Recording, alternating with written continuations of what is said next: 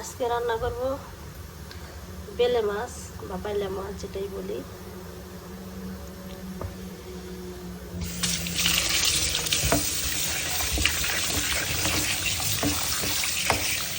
ভিজাই নিচ্ছি, ভিজাইয়া লেবু লবণ দিয়ে মাখায় রাখছিলাম কিছুক্ষণ।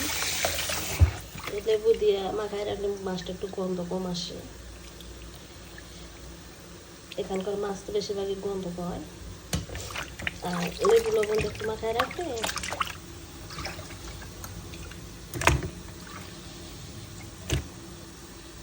এখন মাছগুলো ধুয়ে নেব ভালো করে।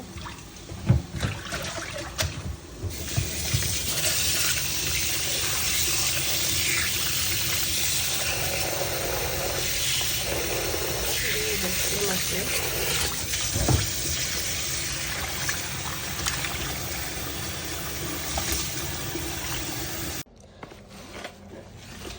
অনেক টমেটো হয়েছে গাছে, এতগুলো লাগবে না, এই কয়েকটা উঠে নিয়ে এলাম।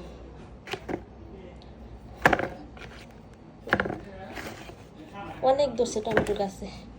আর এই কটা শাক ডোকা কেটে নিয়ে আসছি, এটা দিয়ে দেবো।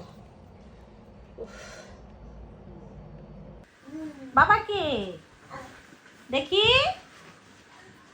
বাবারে ডাক দাও,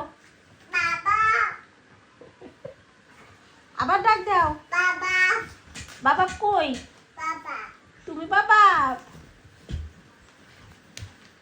বাবা নাই নাসু, বাবা কোথায়? বাবা কোথায় গেছে তোমার? বাবা কোথায়? ভাজি টাজি খেয়েছি, ফুলকপি আর আলু ভাজি। ফুলকপিটা কয়েকদিন করে ফ্রিজে করে দিতে ভাবলাম দেখতে ভাজি করে করি।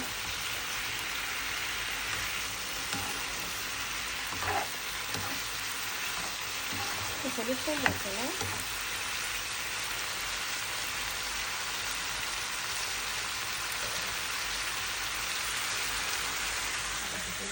মাছটা সুন্দর দিব।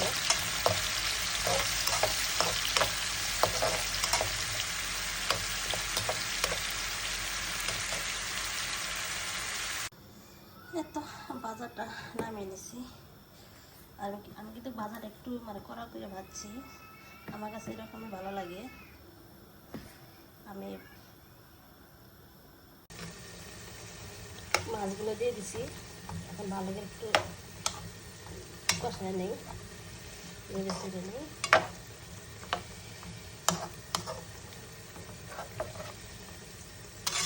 বেলে মাছ তো, ওই মাছটা কিন্তু প্রচুর নরম, বেশি ঘাটাঘাটি করলে একবার ভেঙে ভর্তা হয়ে যাবে, আস্তে আস্তে মারতে হবে।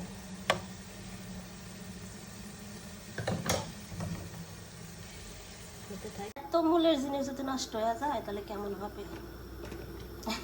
এরকম করতে করতে সিমগুলো প্রায় নষ্ট হওয়ার দিকে। দেখ আজকে ভাবলাম যে ভর্তা করে ফেলি, তা নাহলে এমনি নষ্ট হবে।